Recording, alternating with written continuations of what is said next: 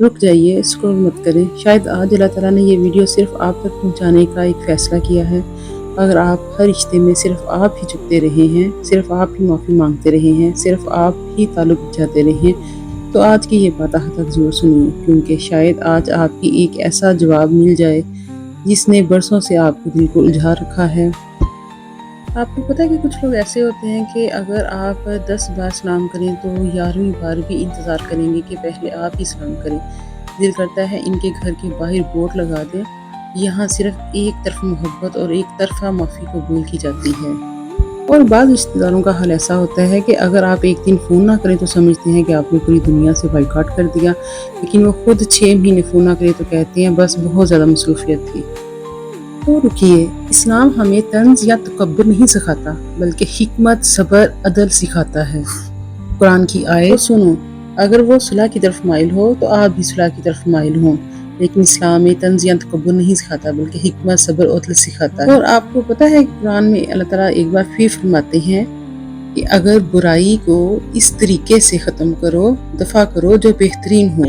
اور پھر سنو، فرمایا گیا اسلام صلح، معافی اور رشتے جوڑنے کی تعلیم دیتا ہے، لیکن اگر کوئی مسلسل ظلم کرے، عزت پامال کرے یا صرف ایک ہی شخص سے ہر بار قربانی مانگی جائے تو ایسی صورت میں انسان حدود قائم کر سکتا ہے۔ اور یہ ہم نہیں کہتے، یہ قرآن میں لکھا گیا ہے۔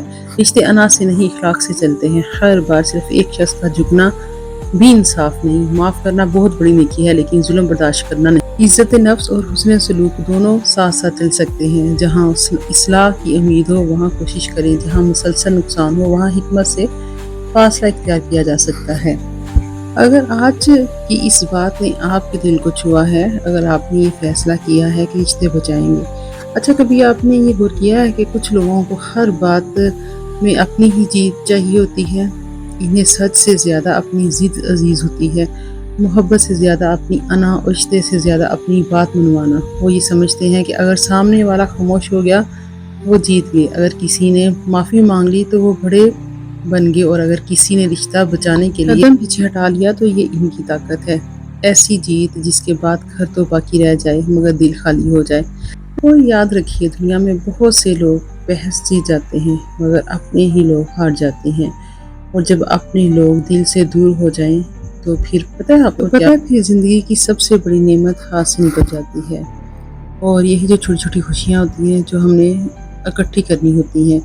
بعض لوگ برسوں بعد کہتے ہیں کاش اس دن میں نے ایک لفظ کم بول دیا ہوتا، کاش میں نے اپنا انا کو تھوڑا سا جھکا لیا ہوتا، کاش میں نے اس رشتے کی قدر کر لی ہوتی۔ مگر افسوس، وقت واپس نہیں آتا، اس لیے اگر آج بھی آپ کے پاس کوئی ایسا رشتہ ہے جو صرف ایک نرم لہجے، ایک معذرت، ایک مسکراہٹ سے ہی سنور سکتا ہے تو دیر نہ کریں۔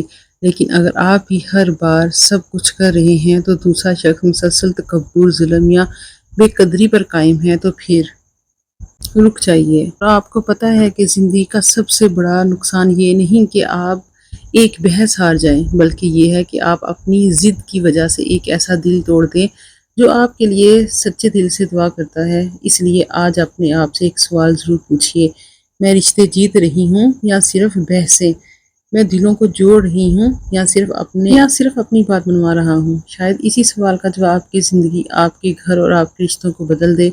اللہ تعالیٰ ہمیں ایسا اخلاق عطا فرمائے کہ ہم حق بھی نرمی سے کہیں، محبت بھی قائم رکھیں، اور اپنی عزت نفس کی حفاظت بھی حکمت کے ساتھ کریں۔ اور اگر آج کی اس بات نے آپ کے دل کو چھوا ہے، اگر آپ نے فیصلہ کیا ہے کہ رشتے بھی نبھاتے ہیں اور اپنی عزت نفس کا بھی خیال رکھیں گے، تو کمنٹ میں صرف الحمدللہ لکھیے۔